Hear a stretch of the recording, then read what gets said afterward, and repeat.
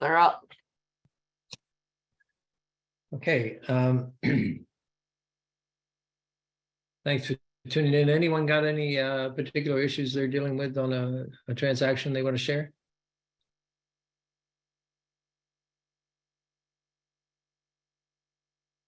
Okay.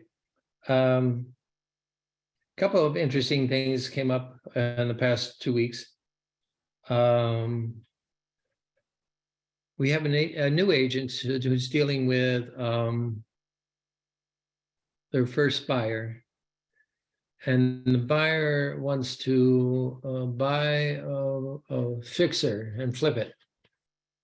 And to do so, they're looking at properties that can't get conventional loans, so they've arranged for a hard money loan, and the loan would have a reserve of $200,000 or so that they could draw upon to fix the property after close of escrow. And the hard money lender kind of wasn't giving all the details of how that loan would work and what the rates would be and so forth and so on. But anyway, the buyer was very anxious to do this transaction, so they found a property, made the offer. We put what letter we could get from the lender into attached it to the offer. But our agent was just concerned about not having all the details from this lender, and kind of was asking, like, well, how much can I, how much should I try to tell them about my concerns? And I said, well, since they found the lender and are working with the lender directly, it's really their call, and it's not our position to evaluate whether we like their lender or not, per se, unless we have personal experience with that lender or personal experience with that kind of loan, which she didn't have. So I said, the buyer, if they feel confident in doing this, we just have to, we're their agents, so we have to work on their behalf to try to secure the property that they want to get. In the long run, they got concerned about the lender as well, because the lender, like I say, wasn't giving full details, and they finally kind of their eyes opened and said, this deal is not a very good deal for us, this loan, and they withdrew their offer to purchase. But it just illustrates that our job as a fiduciary is to share our experience, our personal experience and knowledge, but also, to follow the guidance of our client. And if our client feels they're smarter than us, which some of them do, we just have to go along with that, and point out what we know or what we've experienced, but not, we still need to follow their direction to the extent they direct us. Anybody else got experience with that? I found that it's helpful if they've used the hard money lender in the past, because then they know what to expect, because there's no way for us with a hard money lender to figure out if they're, if they're going to pull something or not. Yeah. I mean, this lender was dictating the title company, which I said, well, if the buyer is okay with that, I mean, we can't, intercede. Again, if we don't have experience with that, all we can, and it's always fair and wise to share your experience that you've had in the past. But if you don't have experience in an area, what are we going to share? Can't make things up. Yeah, I have before talked with a client and told them things that I would ask You know, Yeah. if this was coming up for me, you know, oh, here's some questions I would ask to make sure I understood, you know, so I've Right. shared that before when I haven't had the experience and it was a lender that I, you know, didn't seem to be making a ton of sense. So, Yeah, that's a very good way to approach it. Yeah, thank you. Another thing that came up this week was our client recently purchased a property at a tax sale. So, you know, the taxes have been defaulted, you know, and that's a lengthy process. You know, the county kind of, I think, takes several years to go from unpaid taxes to a tax default and a tax sale. And then you go to the courthouse steps and you write a check to the county, and they give you a special deed, a tax deed, I think it's called. But we don't have much experience with that either. I see those very rarely. And then so they wanted to sell the property right away again. And, No. yeah, right. no can do, because the title company won't underwrite a title insurance policy on that. And unless the buyer wants to buy without a title insurance policy, then that would, you know, they aren't going to get one. Yeah, you have to wait 5 years is what I found out for somebody else. Yeah, well, there is a redemption period that the original owner has, that they can come back and redeem the taxes and take the property back. In fact, the title officer I talked to said they had one case where the tax bill had not been getting to the owner. They were absentee owner. It was a vacant piece of land or something, and they didn't, you know, follow it very closely. And so when they learned the tax sale had happened, they went back to the county and said, "Hey, you never, you know, we give you a forwarding address, you never changed your records, and we never got the tax bill. So, you know, here's the money, give us the property back." And that's what happened. So the title officer did say that there's the seller, the owner now, through the tax sale, could file for a quiet title action. That if they succeed in court in getting a quiet title action, then the title company would operate off of that document. Anybody else have? Did they Go tell ahead. you how many years that they would want you to wait before you sold that property? No. Fidelity told me 5 years. Yeah, I'm not sure. You know, neither I talked to Bill Jansen about it, and neither he or Shannon were familiar with the tax sales enough to know what the length of redemption period was. And the title officer didn't say so either. She just said they could file a quiet title action. So maybe that's a proactive way you can shorten up the redemption period by having to track down the prior owner and get them to acknowledge they aren't going to redeem the taxes or whatever, you know, would happen in a quiet title action. But Randy says he's done some tax sales in the past, but anyway, if you run into something like that, this thing's in limbo right now, you know, give us a call because we'll do our best to figure it out. But it's not a slam dunk if you're dealing with a tax sale property. Okay. Another thing that's happening is we have a property that was in the family trust, and then the person who created the family trust got remarried and created a new trust. And so, and then they died, and the surviving spouse got half the property through the new trust, and half of the property was still remained in the remainder trust. So we've got a stepmother and stepdaughter not seeing eye to eye, and both are trustees of the respective trusts, and not seeing eye to eye about selling the property. they've not seen eye to eye on many things since the spouse died. So there've been court battles already over things, and there was a court order saying outlining that this property should be sold at this price and that our agent should be the listing agent, and then several other things.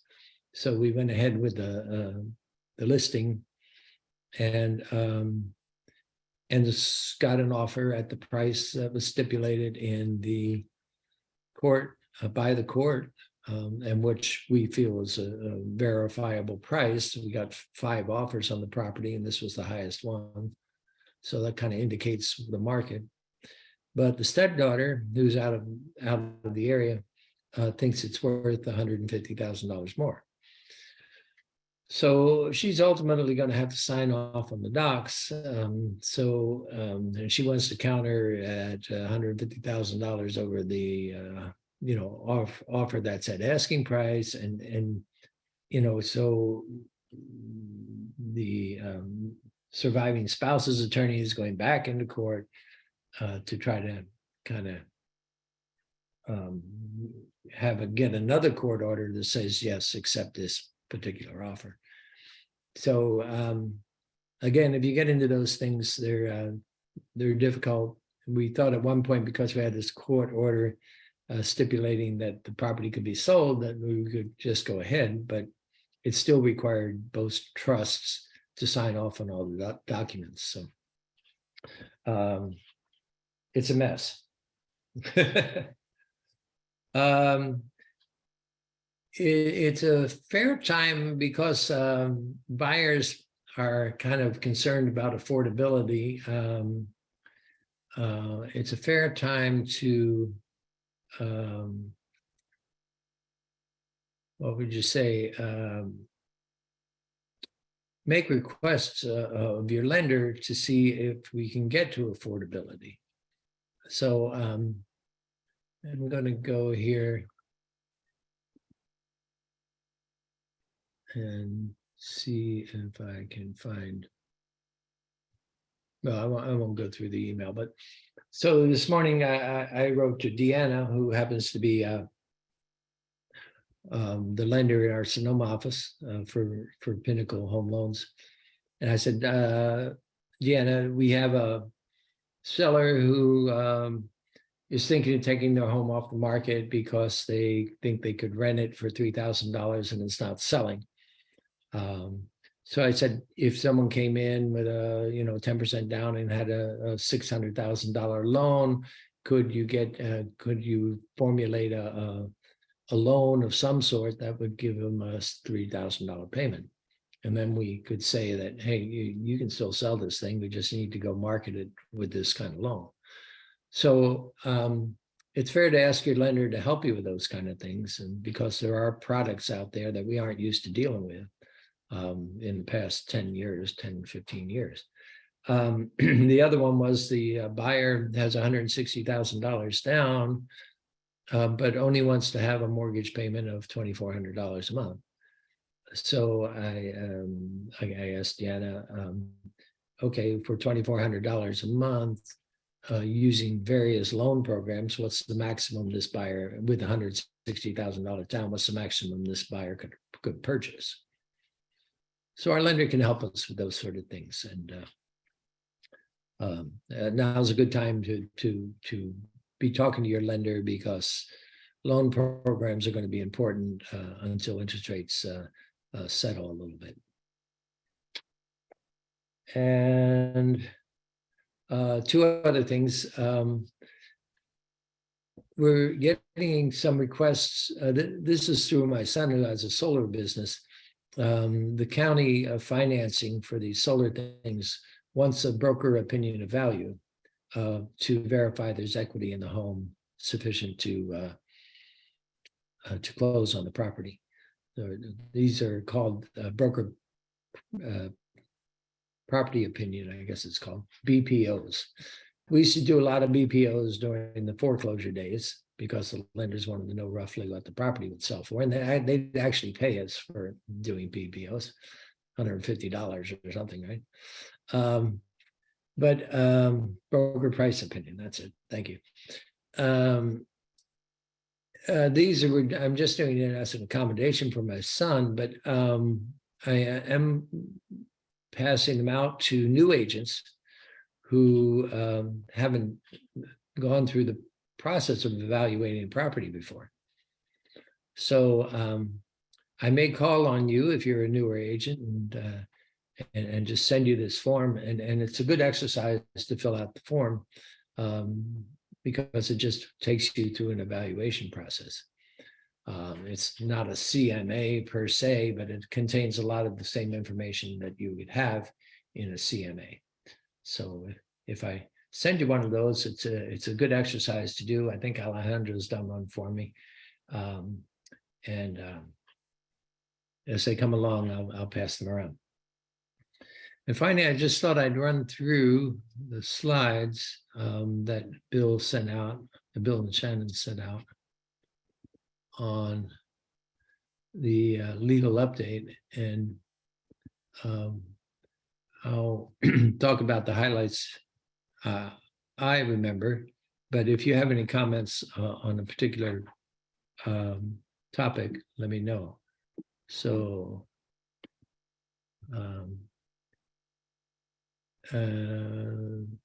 that was, she told a war story of Stan's disclosures. There were a number of disclosures. What was the disclosure about pools that he was talking about? Does anyone remember?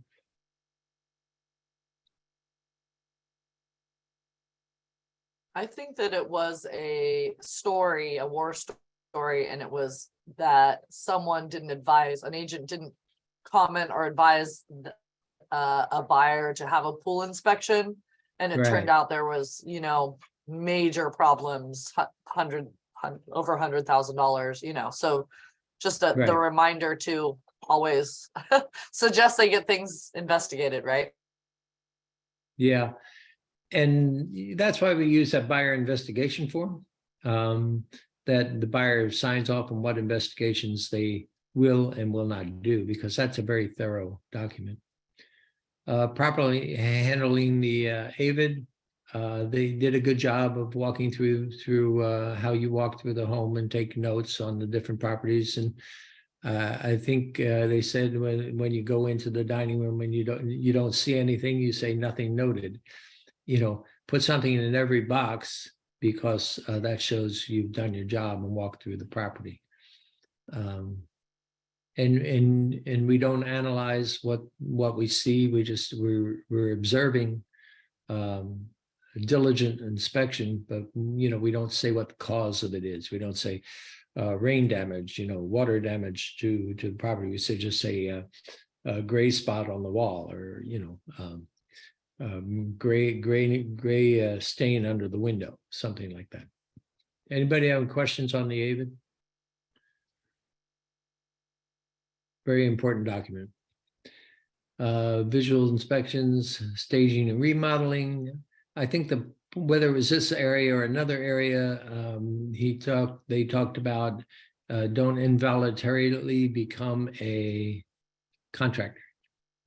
So don't supervise the work. You know, the owner may be out of town and says, hey, can you go let the contractor in? That's fine. But you don't tell the contractor what to do, or you know, make decisions for the owner, or agree to make decisions for the owner. We risk becoming a contractor in that case.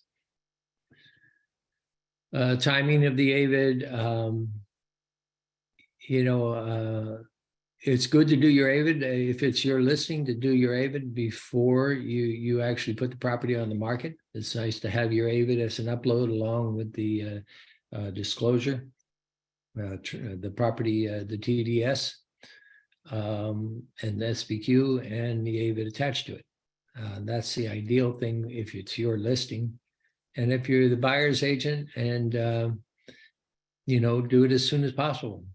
After you get an approved contract and open escrow, go back out to the property and do your AVID. I have a question, Gary. Yeah. You know, say you've given your AVID, you know, right up front, and then something comes up 3 weeks later that you Right. need to add to your AVID. So then your time frame for the buyer, for the buyer starts to run again.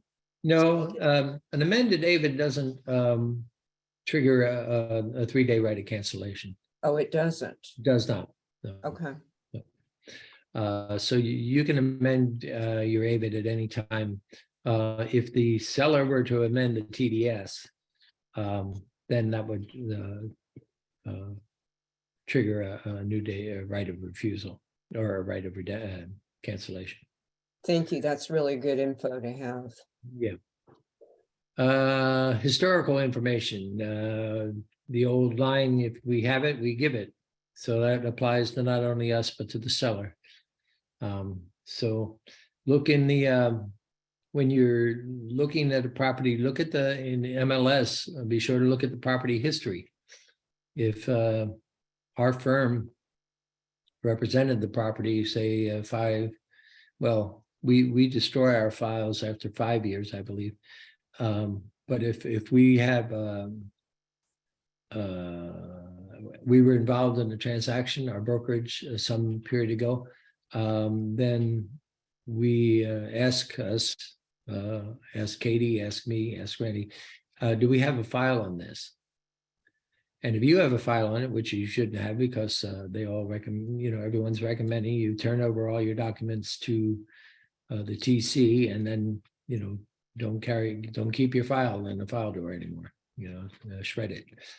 So you shouldn't have a file of your own on it. This was disclosure of neighborhood things, I think.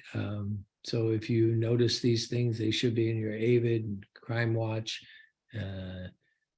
And then they talked about some new laws. So these are in your notes. It explains what these laws are. And so be careful on social media. There was a question in there. I remember someone asked if they could post information on other agents or other company listings. The short answer is no. Whether if it's our brokerage listing but not your listing, then get permission from the listing agent if you want to promote the listing in any way. That might be acceptable, but we can't promote or make comments on other agents' listings. Be careful about selling property twice. They talked about how that might happen.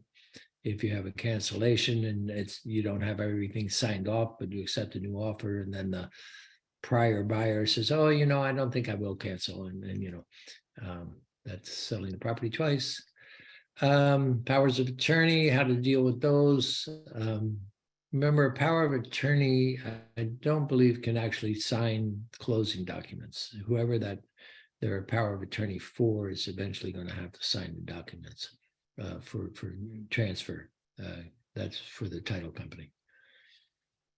Emails, be careful what you put in emails, and make sure you turn over all your emails to the TC related to the property. The best thing to do is keep files for each separate property, throw all your emails into that file and forward that file to the TC. And I've got a question, Gary. Katie said at one time that she didn't want the emails because there were so many, and she gave another email address to send them to. And I don't know what that is. So I lost it somewhere. Okay. Let me check on that and I'll get back to you. Thank you. Okay.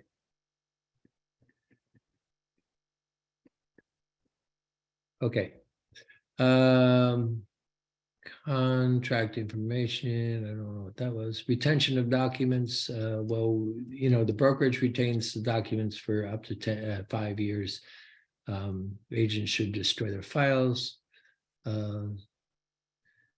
Here we go. The construction management, you don't want to be in that business. Small claims as an option to filing a lawsuit. They talked about that. Don't become just as we don't want to become inadvertent general contractors who don't want to become inadvertent property managers. So they were very clear about we don't do walkthroughs on when tenants vacate a property. We don't handle walk-in inspections and things like that. We just we become a property manager at that point and have additional liabilities. Leases.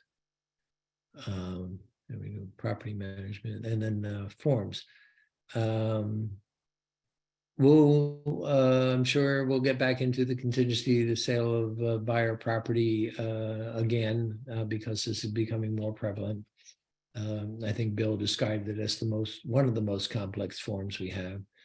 So we'll go through that in detail again. Also, we're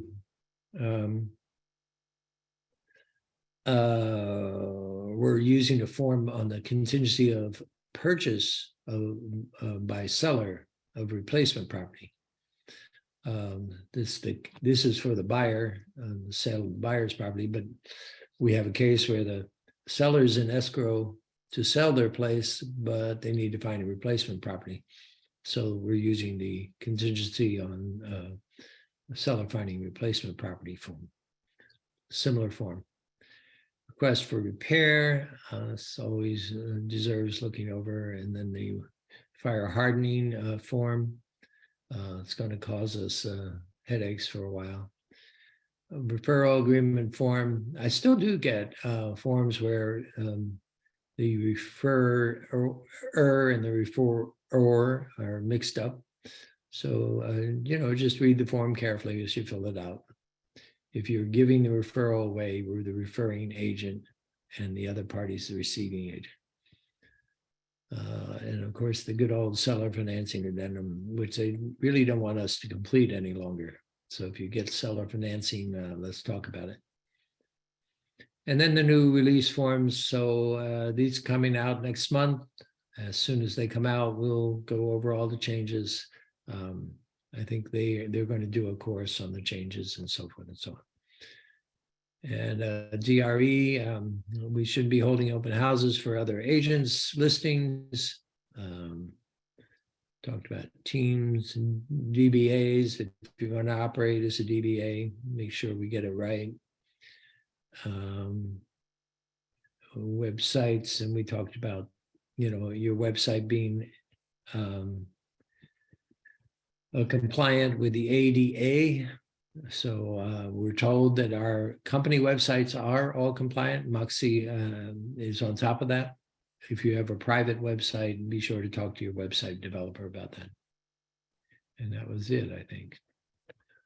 Any questions on any of that? A reminder that the makeup, if you didn't attend that last Friday, the makeup is 11/29, Tuesday the 29th, 9:30 to 11:30. They'll cover the same basic stuff. If you didn't follow some stuff as they went along, go ahead and attend it again. You always get new information. Okay, that's kind of all I got. Any other questions around that?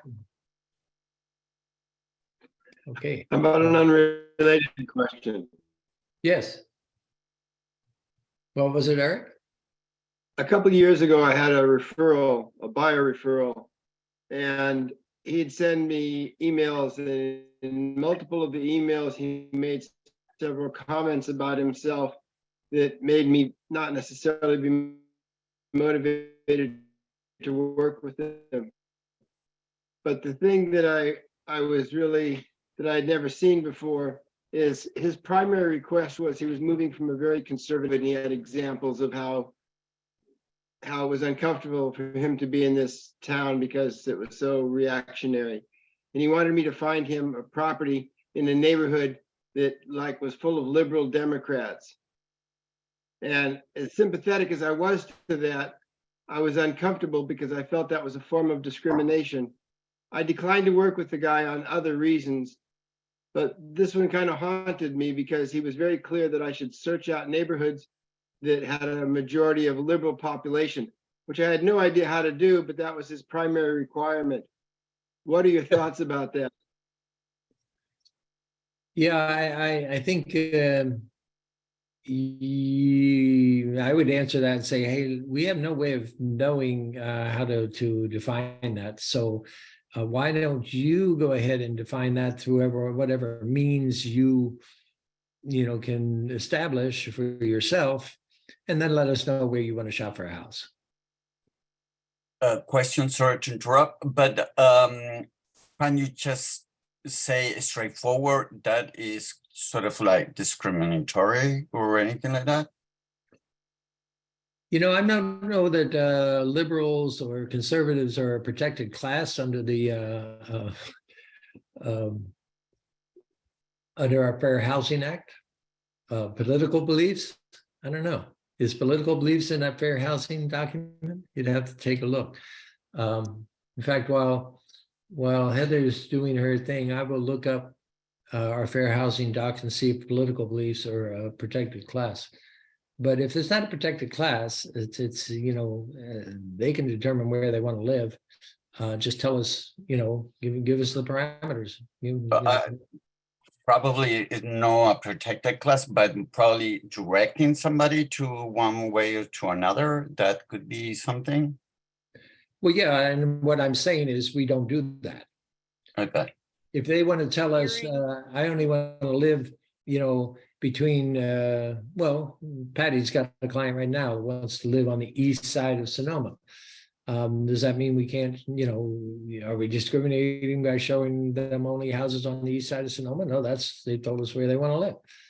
So that's not discrimination on our part. Yeah, you had a question, Sherry? Oh, no, I just said it's like steering. Yeah. Yeah, well, certainly we blockbusting. can't steer away from protected classes, under the Fair Housing Act. But the Fair Housing Act is what governs all of this stuff in terms of steering and discrimination and so forth. So I'm going to look at that, see what it says about political beliefs. In this particular case, that was one of his primary goals, was for me to ascertain and Yeah. steer him into neighborhoods where he would be comfortable. And for other reasons, I really declined to work with him, but it was certainly a factor. Yeah, no, we can't do that. You're right. Okay, Heather's going to go through some Moxie stuff. So let me make you a co-host, Heather. Great. I just took I'm doing my license renewal classes, and they've just added some hours on implicit bias. And it's actually the class for that when you need to take it. I found it really informative and helpful and guiding on making those decisions when someone asks you to do something. And, just like Gary said, if the buyer says they want to live somewhere, that they have that's not, they're not discriminating against anyone. They just want to live in a certain area, what those choices might be. So I found it really interesting. So I would actually look forward to that. It's a lot of new information. Okay, let me make sure that so I've had a bunch of questions recently on folks, that wanting to do some quick and easy marketing materials when they, it's after hours and they can't get a hold of the marketing department, or they need a really quick turnaround. I want to get this on the social media today, or on the weekend, what have you. So I just wanted to walk through a little bit with Moxie Impress so you guys know what's there and how it's pretty easy to navigate. So just kind of give you some, a little highlight on that. So the first step, which I'm doing before I share my screen, is you go into Greenhouse. And if you don't remember, in the tools and resources section, first you have to log into Greenhouse. Always make sure you're logged into Greenhouse anytime you want to do anything in there. And then once you're in there, tools and resources will give you the access. You scroll down just a little bit and you will see Moxie Works. And then when you're in Moxie Works, up on the top, there's a little top bar and it gives you all the different options in there. And you just check Moxie Impress. Moxie Impress is all the marketing stuff. So now I will share my screen. Let's see. Okay, can you guys see the Moxie Impress with it says my automated listings? Okay, great. Yes. Awesome. Okay. So when you first come into Moxie Impress, this is what it looks like. Any current listings you have will be right on the front. And there's a few different things that you want to know. One of the first things is when you have a new listing, Moxie Impress does create a whole marketing packet for you, automated. It's got about 13 items in it. The things that I really like that they just do automatically are there's some social media posts and there's a video, which is pretty cool. And it's, they're showing on social media and anywhere you're posting stuff that videos just get a ton more notice and views and interactions. So it's a really good idea to use that video. When you are, like, for instance, here's on this first page, you can just click into this listing. I think I can. Oh, there we go. Sorry. View projects. See, there's 26. So I've done this a couple times. I think there's 13 when you'll get an email that they've done it. If you ever come in and they haven't done it for some reason, it's really simple to make your own marketing pieces. I'll show you how to do that. But these are what comes up automatically. Like I said, the one I really like, they take your still photos and turn it into a video. So I'll just click on that to show you guys it. Show you. If it's not going to the next page, let me know and I'll start over. But here is the video. You can preview it or edit it right here. So if you take a peek at the preview, you'll see what they've come up with. And I don't know if you guys can hear, but there is music with it. So it's a pretty basic video, but it is going to catch people's eye a lot more on social media. I think they do a fairly good job of it. So that's nice. You can change this if there's ever any information that's wrong, you can edit it. I don't think you can edit the actual video, or at least I'm not sure how to do that, but the text and all those sort of things. So that's pretty nice. It's, it's an interesting video with your still photos. Right here's where you click to edit and you can just pop in there. And if you've got a price change or you've got any information you want to edit, that's where you do it. Now, a couple of other things that are really nice on this, and a way that I've used this is when I have a listing appointment. If you have a listing appointment and you want to impress people, you can drive by the house beforehand and take a photo, and then you can create any of these items.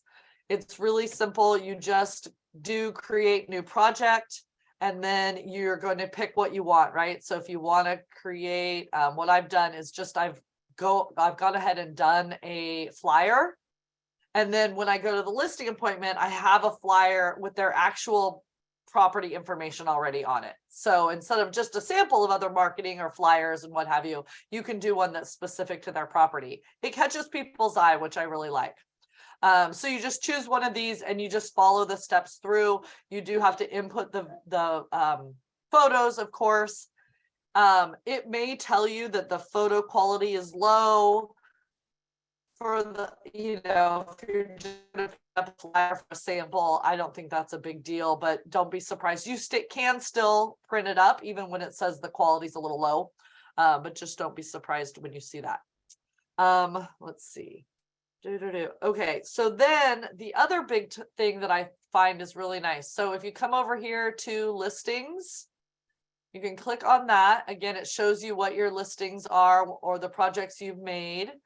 And this is a really good place to come if you're going to do an open house for another agent. You can come in and you can create a marketing packet for someone else's listing with your contact information on it. So I think it's great to use this for the social media pieces and for, if like an agent called me on Saturday and just found out she was going to do an open house the next day for someone that was sick. And so I walked her through this. So all you have to do is you come here to view shared listings. If you guys can see that, view shared listings gives you the access to all of the listings that our company has, which we got a lot. The simplest thing to do is right up here on the top right is you put in the address or the MLS. I saw that Sheila Dagnan has a pretty new listing. It just came out 2 days ago, so I'm gonna put that in here. It's 3877 White Alder. So you can see it just came out on the market 2 days ago. It's already available here in Moxie and Press. So you just click on, okay, yes, this is the property that I want. And then what you do is you just come here to, you can do a single project. I typically do this create marketing kit, and that's going to give you several different pieces that you can use. So if I'm doing a listing or I'm doing an open house for Sheila, and I don't have time to get it to our marketing department, right? I can come in here, click create marketing kit. And then here is a 5-item marketing for specifically for open houses. So you just click on that, and then it's going to take the information from the MLS, the photos and everything for you. Of course, you're going to do this when you're doing something for an agent, right? So you have their permission to be marketing that property for them, of course. But it just takes, we've got 4 of the 5 projects, takes just a minute, not too long. And now I have all of these marketing pieces. I've got an Instagram, social media piece that I can just copy and pop up there. One for Facebook, a large postcard. I'm not sure why they put that in here, but, and then a flyer, and then a great, so I'll just take a couple of these. When you have it all ready, you can just download the PDF and then print it up at your office. But let's take a, I'm going to preview it just so you can see what it looks like. I think it's not as nice as what Haley comes up with, but they're pretty good. That actually looks pretty darn good, right? So it has all my info and it has the listing information. So it's real handy. This looks like it's kind of cut off. I don't know why that is. Oh, no, it's all there. It's just not, it doesn't show up, I guess. All right. You can print it right from here, but you don't want to print, obviously, this preview. You actually want to, what you do is you download the PDF here. If you have something that is inaccurate or what have you, you can just go in and edit. And you'll see, so this is all of the different things. So right now it's going to say the project name. That's actually, we don't know that or don't need that. You can click right in these ones here to change the photos. You're probably not going to do this on someone else's listing, but if it's your own listing, or maybe you do, because this is, you know, for instance, this one is 3 of the main room in the house. So maybe you would want to edit and have it be, you know, one of the main room, one with the kitchen, and one with the, so you can come in here and edit all of these things. You can edit the text. So for some reason you have this, but you don't want to say open house, you want to change it to, you know, price adjustment or new price or what have you. So all that's available to you. Let's see. Hey, Heather. Yeah. Where would you find the additional photos for that listing if there's only the 3 showing right there? All right, let's see. I've never done that because usually it comes up with a nice mix. So I've never done that. That's a good question. Oh, it looks like you can only add your own photos. Let's see if, let's try add photos and see if it gives an option to get them from the MLS or not. So in that case, you know, if you wanted to change the, if you wanted to change the photos, you'd probably have to download them from the MLS. Again, just make sure that's okay with the agent that you're doing it for, I would say. Yeah, because it looks like you just have access to the first 3 there. Okay, because I wouldn't know how to download the photos from MLS. Download most sites, if you click on the photo to make it large and then you right click on it and just save as, and then it'll save it on your computer. Yeah, that should, most of the time it works. Good to know. Thank you. I had no clue. Yeah, and then you would just click here, add photos, and you would upload it from your computer. So okay, great. Thank you. Yeah, you bet. Okay, I want to go back to the social media ones. I don't remember how to do that. I usually go all the way through here. We don't need that.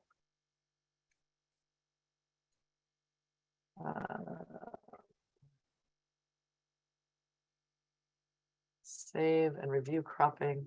I don't know if it's gonna let me. I'm just gonna go through here. Just give me a second so I can get back to the other page. It's probably a faster way to do this.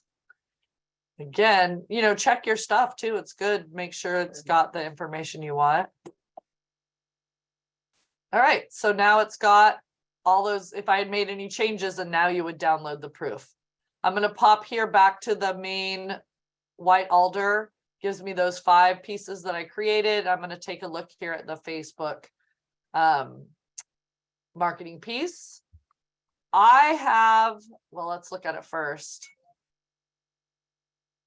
All right, so you know, it's a nice, bright, easy to see social media piece. So I think these are great for your listing, or if you're going to do the open house, what have you. It's a good thing to have out there. I think they look nice. I have found a lot more success with downloading this image on the social media pieces. It has the capability to web if you're set up, you know, if your Facebook is linked, if your Instagram is linked, you can publish directly. I have not had much luck with it, so if you have any troubles, I would just suggest downloading it and then uploading it into those programs. Yeah, I think that's everything I wanted to cover. Just remember, if you're looking for someone else's listing, go here to view shared listings. A lot of times people they search it in here, and this is your listings. So you got to switch over here to view the shared listings, and then you can have access to all the company ones. Hey, Heather, Yeah, are they ever going to put templates in there for vacant land? I have no idea. Because because it shows 0 bedrooms, 0 baths when Oh. you, yeah. What, let's see, do you have a vacant land that I can look up really quick? I think we have, 17280 Neely Road. Oh, it didn't come up. I might have spelled it wrong or something. Let's, here, Neeley. okay, I left off an E. Well, here's one here on Clear Lake. Let's just, I imagine it's $75,000, just a lot, right? Yeah. So yeah, no bedrooms, bath. Let's just take a look what's on here. There's no projects found yet. Oops. Go back. I think you can delete that off, but I could be wrong. I haven't done a land one yet. So Okay. on here, let's just take a peek real quick. Well, it's gonna take a minute because you gotta create a marketing kit. Let's just do, oh, that's 9. That's a lot of, should have done the open house. It goes pretty quick though. We'll give it a second and see if we can edit that out. I know some of the pieces you can, I believe, and some of them you can't. So let's just take a peek here. Like, let's look at the, not the website.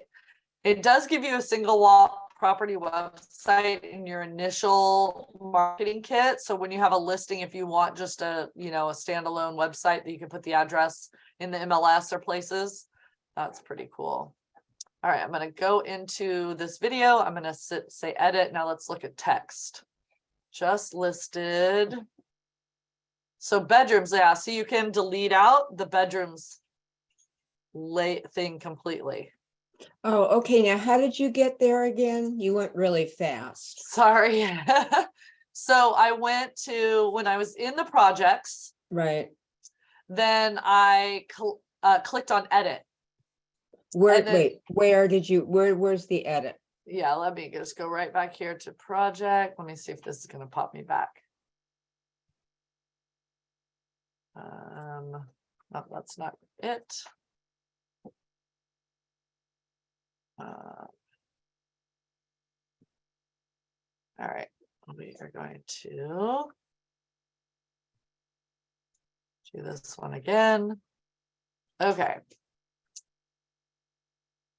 Oh, that's funny. It doesn't have the projects in there anymore. Let's look at projects. This is how to do it.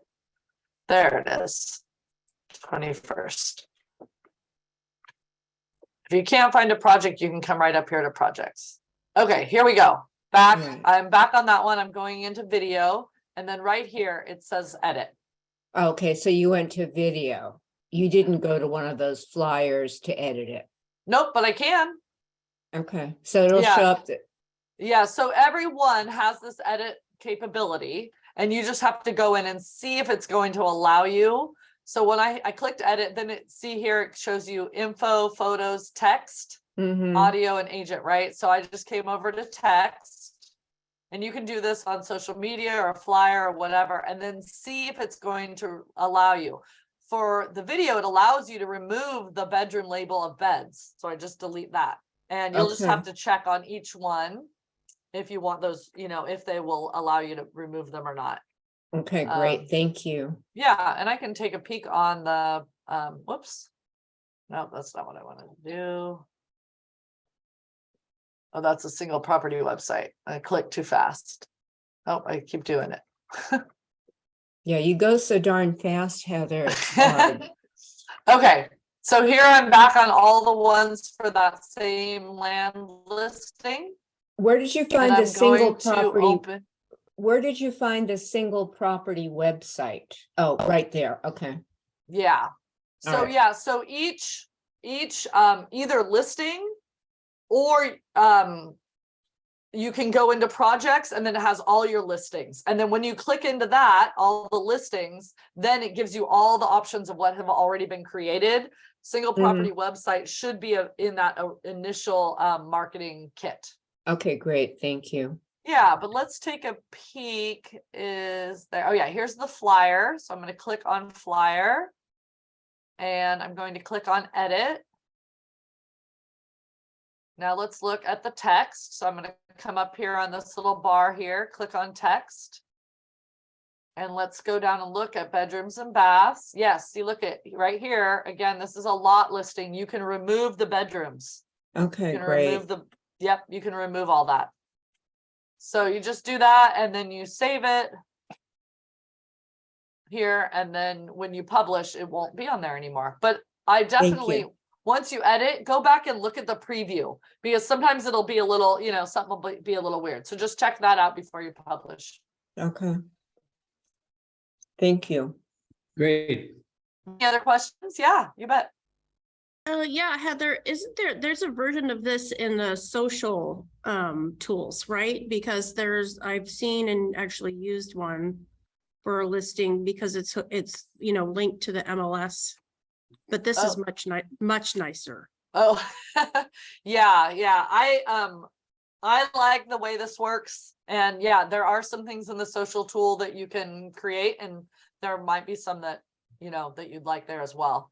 This I like because then like every time you post a listing, your social piece looks similar and that generates interest and it generates people recognize, right? If they're like, oh, this, Right. I keep seeing this, it makes people notice it. So anyways. And you can customize it. That's nice. Thank you. Yeah, you bet. Okay, if you stop sharing, I will get back to our form here real quick and then we'll be done.